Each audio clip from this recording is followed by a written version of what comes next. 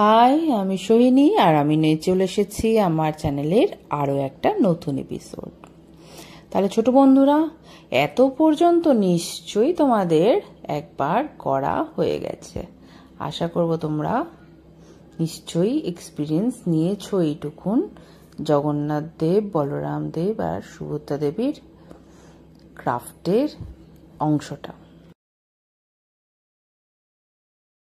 এরপর দেখে নেব আমরা ক্রাফটের পরবর্তী অংশ। দেখছো আমরা প্রথমে তিলকের একটা অংশ করে নিয়েছি। এরপর যে আরও একটা অংশ আছে তিলকের, সেই অংশটাতেও কিন্তু আমরা একইভাবে স্কেচ পেন বা ফেব্রিক কালার ব্যবহার করতে পারো। দেখো আমরা কিন্তু মধ্যেরটাও ভরে নিয়েছি। এরপর আমরা নাকে নথ পরাবো। এই যে গোল করে নিয়ে আমরা ফুল বানিয়ে নিলাম। ব্যাস দেখো নাকের নথ রেডি।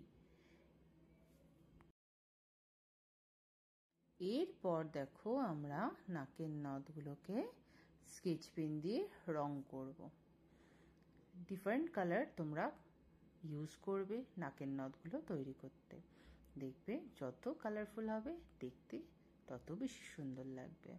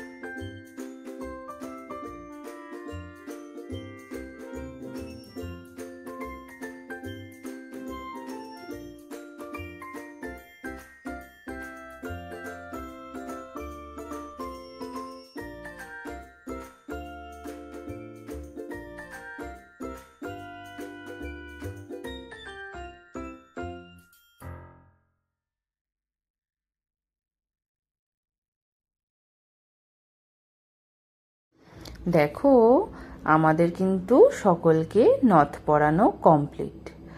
কত সুন্দর লাগছে তাদের বলো। এরপর আমরা নেক্সট স্টেপে যাচ্ছি। এরপর কিন্তু আমরা নেক্সট স্টেপে চলে যাচ্ছি। এরপর আমরা জগন্নাথ, বলরাম আর সুভদ্রাকে সুন্দরভাবে সাজানোর কাজ শুরু করব। আর তাই আমরা ডেকোরেশন শুরু করছি। আমি আমার পছন্দ মতন শুরু করছি।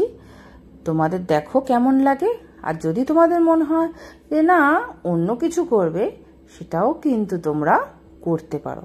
বাট আমি তোমাদের একটা করে আইডিয়া দিচ্ছি।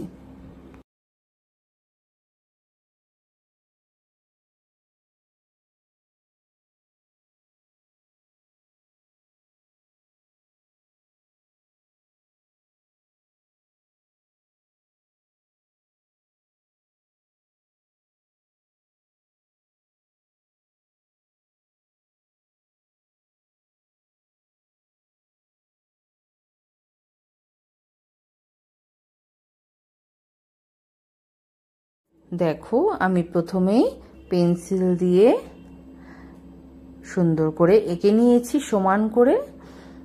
এরপর কিন্তু আমরা স্কেচ পেন দিয়ে রং করা শুরু করব।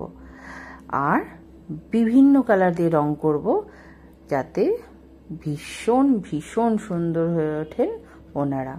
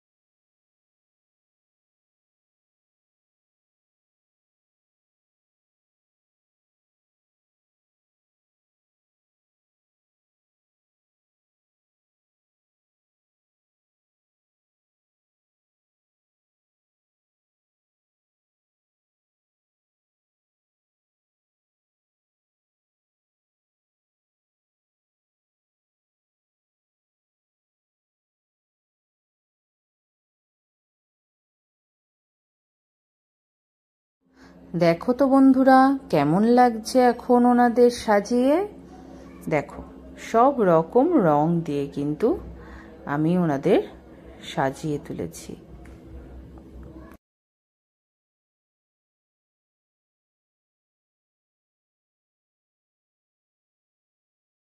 যেহেতু আমি এটা ওয়াল হ্যাঙ্গিং বানাচ্ছি, সেহেতু সেগুলো হ্যাং করার জন্য কিছু তো প্রয়োজন, আর তাই কিন্তু আমি আইসক্রিম স্টিক নিয়েছি আর সেটাকে সুন্দর করে রং করে নিচ্ছি যাতে সুন্দর লাগে।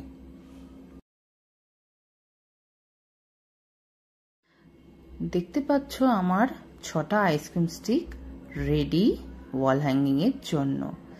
চলো এবার নেক্সট স্টেপে যাই। যতক্ষণ আইসক্রিম স্টিকের কালারগুলো শুকাচ্ছে ততক্ষণ আমরা জগন্নাথ দেবকে আর একটু সাজিয়ে নিই। আমরা কি করছি বলুন তো, সেই প্রথমে যে পাপড়িগুলো কেটে রেখেছিলাম সেইগুলো আমরা প্রত্যেকের গায়ে লাগাবো আঠা দিয়ে। দেখো এখন পাপড়িগুলো লাগানো হচ্ছে।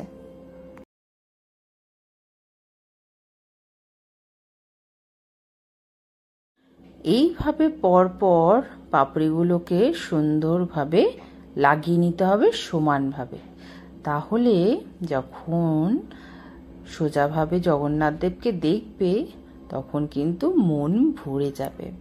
দেখো জগন্নাথ, বলরাম আর সুভদ্রাকে কেমন লাগছে তোমাদের?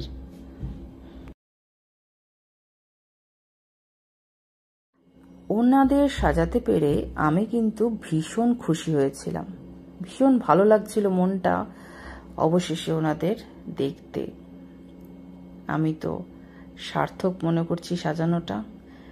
আপনাদের কেমন লাগলো অবশ্যই জানাবেন।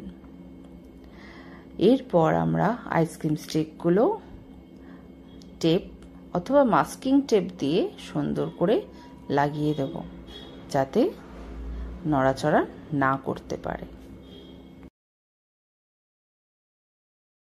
এরপর দুটো স্টিক কিন্তু আমরা ত্রিভুজের মতন জুড়ে নেব যাতে ওটা আমরা আংটা হিসাবে ব্যবহার করতে পারি। কেমন দেখো কিভাবে আমরা 3 কোণা করে লাগাই।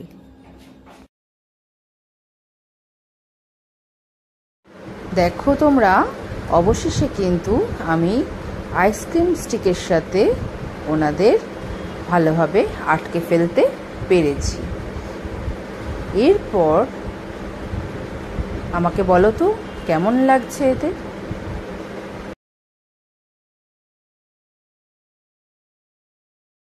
যেহেতু এই ক্রাফটটা ওয়াল হ্যাঙ্গিং তৈরি করার, তাই এটা ঝোলানোর ব্যবস্থা করতেই হবে।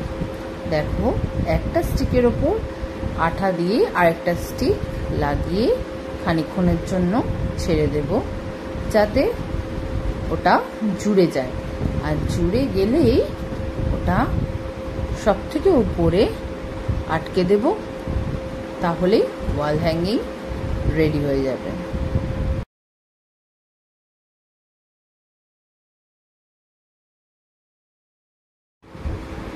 আংটাটা কিন্তু শুকিয়ে রেডি হয়ে গেছে। এইবার আমরা আংটাটা জগন্নাথ দেবের পিছনে লাগিয়ে দেব, আর সঙ্গে সঙ্গে আমাদের ওয়াল হ্যাঙ্গিং তৈরি হয়ে যাবে। দেখো তাহলে নেক্সট কি হয়। দেখো বন্ধুরা, আমি কিন্তু স্টিক দুটোয় প্রথমে আঠা লাগিয়ে নিলাম, তারপর আমি মাস্কিং টেপ দিয়ে আরো শক্তপোক্তভাবে লাগিয়ে দেবো যাতে কোনোভাবেই কাঠিটা নড়াচড়া করতে না পারে, কারণ নড়াচড়া করলে তো হ্যাঙ্গিং জিনিসটা ভালো লাগবে না, তাই ওটা কিন্তু মজবুত হতে হবে। ব্যাস তৈরি হয়ে গেছে আমাদের ওয়াল হ্যাঙ্গিং। দেখো তো বন্ধুরা ওয়াল হ্যাঙ্গিংটা ওয়ালে কেমন লাগছে।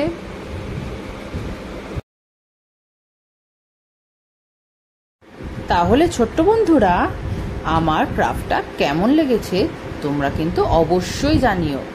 আর সমর্পিতাও কিন্তু এই ক্রাফটটায় প্রচুর সাহায্য করেছে, তাই তোমাদের সাপোর্ট তো লাগবেই।